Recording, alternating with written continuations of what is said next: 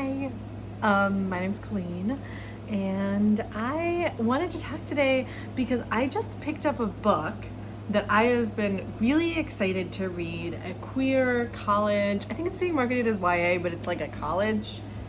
They're like sophomores in college. Sort of coming of age story. Someone I follow on Instagram, it's their debut. I was very excited about it. I really like their writing, what they share on Instagram, and I picked it up. I got my notification from the Brooklyn Public Library that my audiobook request had been fulfilled, and I downloaded it and I popped it in my ears, and I was so unsatisfied with it. I felt so, and it's not even that I just didn't enjoy it or I didn't think it was very good. It's that it felt very separate from me. It felt very distant from me. And that felt so strange because I was quite recently a queer woman in college. I know the vibes. I am of the generation, and it felt like of all the books to be for me that would feel, of all the books that could hi Diane, hello, do you want to speak on this? Of all of the books that are being published, all of the books that I could possibly read, that could possibly feel connected to me, feel close to me, feel like they were written for and about me, this one was gonna be one of them. And I don't know if you know this, but there are just not that many queer books being written there are a lot of queer books being written. There are not a lot of queer books being published, especially traditionally, and there are a lot more than there used to be, but there are not a lot of books about queer women being published. Again, a lot more than there used to be, but it was it is a narrow market of all of the books that are written and published. Such a small sliver of them are about queer women in their 20s. And I was so confused. And disappointed and frustrated, and I wanted to talk about that for a little bit because it's not a new experience that I've had. I've been reading books really intentionally for the last 3 or 4 years. I am a person who didn't start reading until they were an adult. I have a learning disability, so I read primarily by audiobook, and the technology hadn't really caught up such that I was able to, have a book in my phone, in my ear all the time, in the way that my sister could just carry a book around everywhere. I didn't really like books very much, although I love stories and I love storytelling, as you know, as you can infer from who I am as a person. And so I started reading, for real reading, making reading a part of my life about 4 years ago, 4 years ago, and I read a lot of books.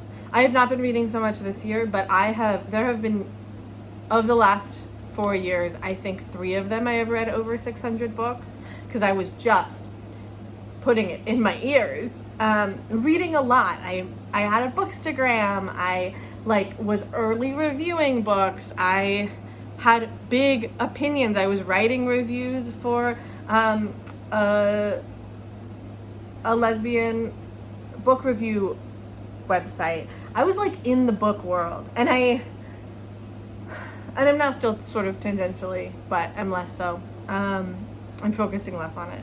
But I have encountered this phenomenon before, where I read a book that is marketed to queer people. It is about queer people. It is mostly, God willing, written by queer people.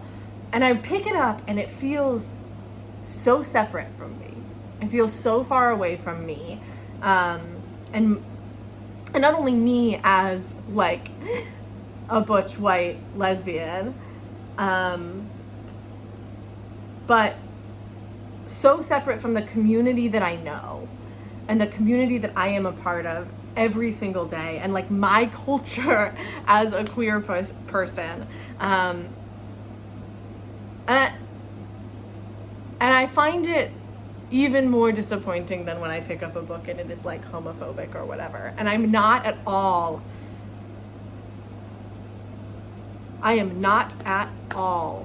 criticizing these writers. You got to get your book published. If you're a queer person, if you're a marginalized person, do what you got to do to get your book published.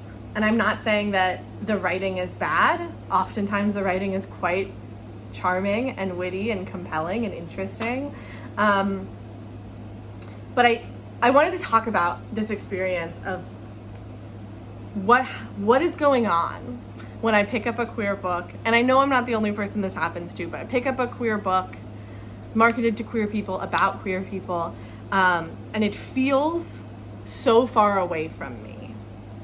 And I think that the primary thing that is going on is that there are actually two types of queer books. There are a lot of different types of queer books, but for the sake of this argument, there are two types of queer books. There are queer books that are in-group books and queer books that are out-group books. So there are queer books that, both in the writing itself and in the project of writing, are written with the out-group in mind, are written to explain itself to non-queer people, are written to be understood by and purchased by and educating for non-queer people who are not inside of this community, who are not inside of this culture, who maybe like are familiar with what pronouns mean, but are maybe not familiar with neopronouns, maybe don't have non-binary people in their day-to-day life, don't like understand the difference between gender expression and gender identity, maybe don't have the same wouldn't have the same context for jokes. But so often these books feel like they are being written to explain themselves to straight people, as opposed to being cultural touchstones and mirrors for queer people. Again, I want to be extremely clear that like I am a white woman, I'm not talking about queer books that don't just speak to me and my specific singular identities. I am talking about queer books that feel like they are not for queer people. And I think that that's a worthy project. I'm not at all bashing that. The idea that like sometimes art is made for education and sometimes art is made to be consumed outside of the community that it is created as a part of, or the culture that it was created like inside of. And I think that is that's part of what's really magical about art, is that you have this opportunity to be exporting your cultural identity and your experiences and your in-group dynamics, and providing this insight into a community that other people maybe don't have access to or are not a part of, in order to help educate them and help raise awareness and acceptance and like cultural literacy, for lack of a better word. I think that's a worthy project. I think it is not what I want when I pick up a book that is telling me that it is for me and about me.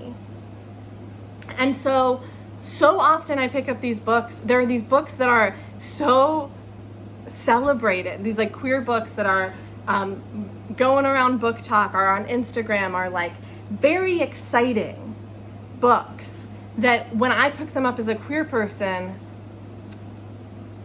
I understand that it becomes very clear to me very fast that those books are exciting to straight people, and to people for whom the nuances of this community and these communities are are new and interesting and exciting. And I think that this is part of like, this is part of publishing that I hadn't necessarily like internalized, the idea that a lot of publishers are straight people. A lot of publishers are like dominant, empowered culture group, a part of the dominant empowered culture group. And so it seems like a lot of the queer books I am reading that are gaining traction are for that out-group audience, not for that in-group audience. And when I read a queer book that feels like it is for that in-group audience, that's when I have the magical mirror experience that I think a lot of straight people have access to all of the time, with like all of the straight books that exist. But there is even within the narrow group of queer books that are published every year traditionally, even within that, it feels like only a small sliver of them is actually for us, and actually gives me that I am being seen. This is my culture. These are my people. Allowing me to have that relationship with a piece of art and like learn from it, absolutely, but not learning about it. And I find it disappointing. And like I said, not the author's fault, and a worthy project. But I wish that we could have access to more books that felt like they were for us.